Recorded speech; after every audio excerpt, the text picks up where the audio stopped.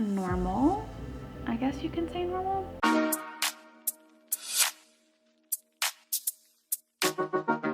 Welcome back to my channel, guys. Today's video is going to be third trimester recap. So if you like all things pregnancy and TMI, stick around. To sum up my third trimester, someone legit asked me if I was carrying twins. That should give you a good idea of how my third trimester is going. It's an actual delight. But seriously, the rules are you don't ask a woman if she's pregnant, you don't ask her if she's going to pop any day now, and you don't ask her if she's carrying twins, because you might get stabbed.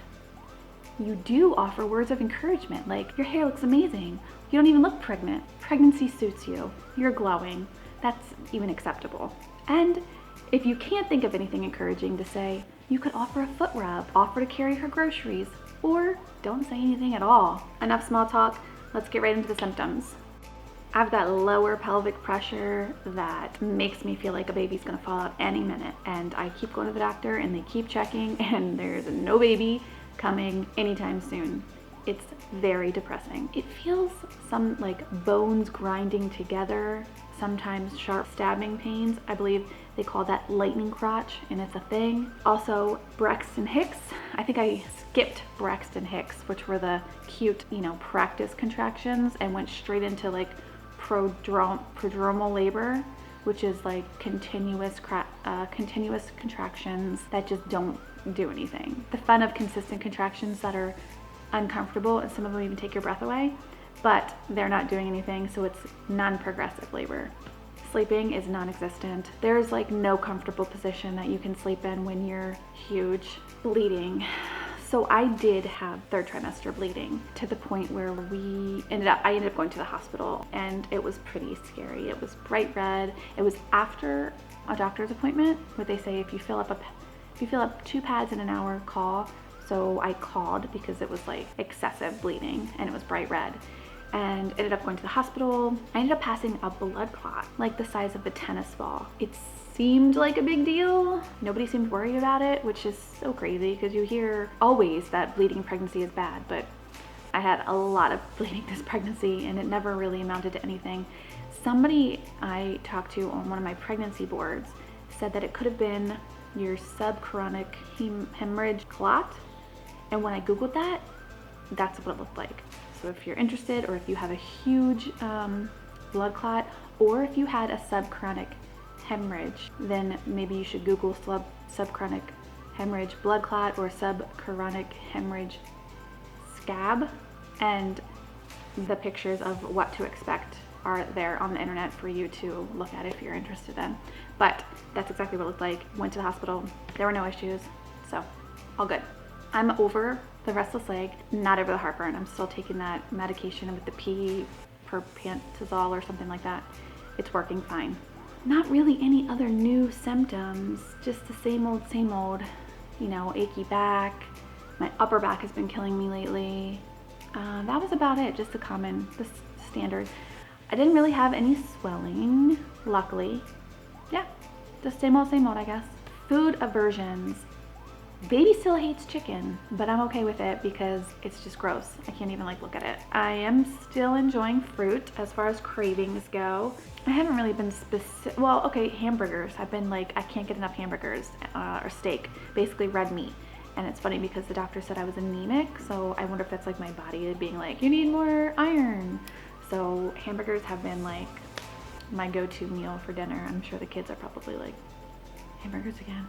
Weight gain, maternity clothes. I still have been gaining minimal weight. I'm huge, measuring over 2 to 3 weeks over whatever week I'm supposed to be. So it's not I'm this little tiny thing, huge. But I gained, I think it was 136 with clothes on in my first OB appointment. And then I was 142 at my last OB appointment. So that's 16 pounds, I think it was. Yeah, so 16 pounds total. But that doesn't take into account all of the weight that I lost in the first trimester from being sick. So it's still maybe 25, 30 pounds total, which is on par with what I gained with the girls. But I looked a lot bigger with the girls. I look back at pictures and I looked swollen or puffier.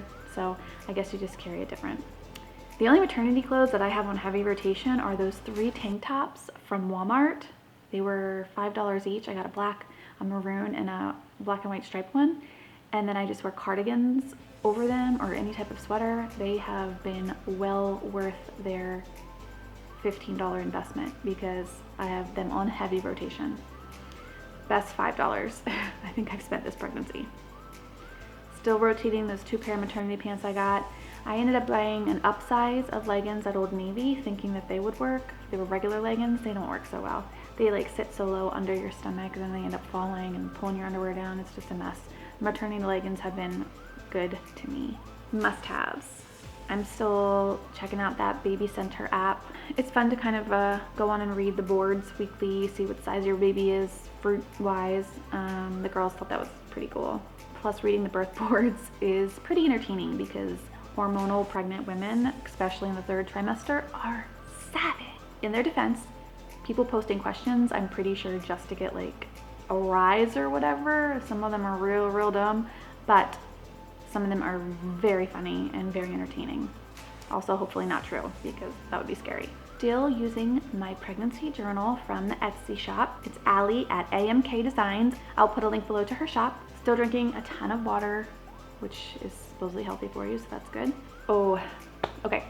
So I was using pillow pets before. I was like huge. I had to cave and buy a pregnancy pillow. It's not even a pregnancy pillow. I just bought like a body pillow. I think it was like less than $15 on Amazon, but it has helped a lot. Between that and the Boppy, I started like using Boppy also as like a positioner, and that's helped take some of the weight off.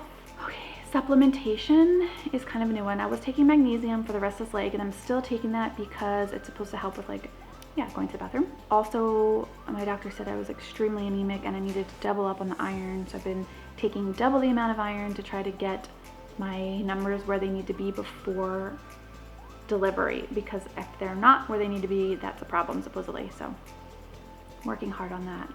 Still using the bra extenders. They have been a lifesaver. I don't know why I never used them with the girls, but for whatever reason this pregnancy, I don't want anything around my waist that's tight or rib cage that's tight. It's like I cannot get loose enough clothes on. So they've been really convenient.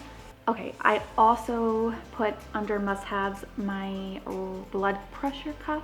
Things got like kind of weird towards the end of the 3rd trimester, and I had some high reading blood pressures at the doctor's appointment, so they started making me take my blood pressure at home 4 times because they thought I was like brewing preeclampsia. It's a must-have for me, and I would say it's a must-have for anyone who has shown signs of hypertension or usually runs high blood pressure-wise. It's good to monitor your blood pressure during pregnancy to get a jump on anything above, I think it's like 140/90. Don't quote me on that, but yeah. Testing. I usually don't talk about testing in the videos. I usually just write about it in the blog, but I ended up being diagnosed with polyhydramnios. I don't know how to say that. My doctor referred me to a specialist, and then he confirmed that I did have the polyhydramnios, or whatever it's called. They just refer to it as poly, which is just like an excess amount of fluid. It could be from gestational diabetes, it could be because you're Rh negative, it could be from a lot of things. Luckily for me, it was that catch-all category of like, oh, we have no idea why that happened. I passed my glucose test. I actually took it like 4 times this pregnancy, the 3-hour test, which was torture. The one time I failed, well, it was inconclusive because I couldn't keep it down.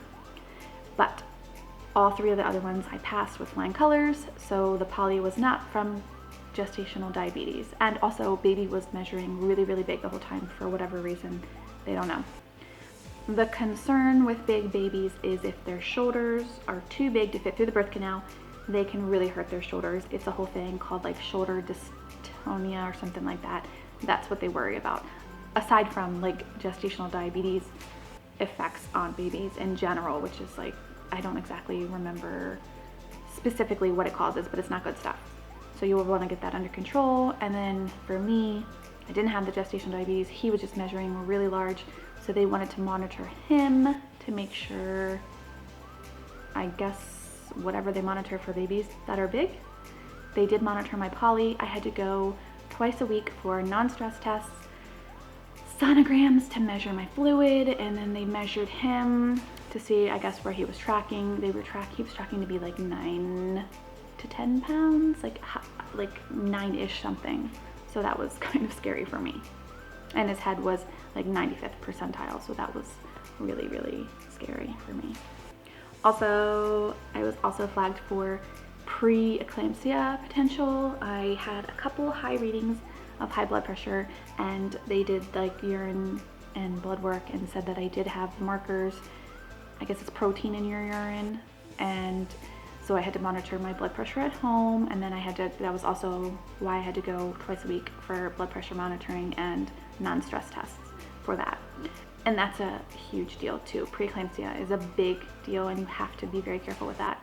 They think I'm like brewing it or whatever, getting ready to have it. And they said that it's one of those things that can like pop up like that. Like you don't have it that day, and then at night it just like goes crazy. So you have to monitor it very closely. Purchases. I've started to get all my postpartum gear in line. I started packing my hospital bag. Hopefully I can do some videos on that kind of stuff to show you. Also, I'm bringing like minimal stuff. Like this is my third rodeo, I guess you want to say. And I brought so much stuff the other 2 times that I never used. There was a couple things that I heard recently to bring to the hospital that I never brought before that I think could be beneficial. So there are some new things that I'm going to try to do this time versus before. So we'll see how that goes. That's pretty much it. There's not too much other exciting things going on.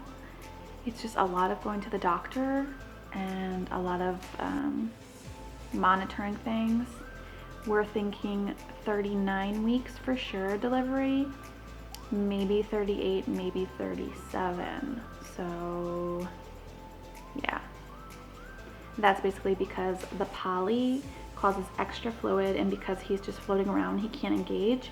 And I had spontaneous labor with Oakley, where my water broke, and the doctor is afraid if I go into spontaneous labor that the cord, because he's not engaged to block the cervix, that the cord could prolapse. And don't Google that, because that's scary too. Other than that, everything is normal. I guess you can say normal. If you like this video, feel free to give it a thumbs up, and if you want to see more videos like this, I welcome you to subscribe to my channel, where we have videos of kid stuff, beauty, parenting, and baby.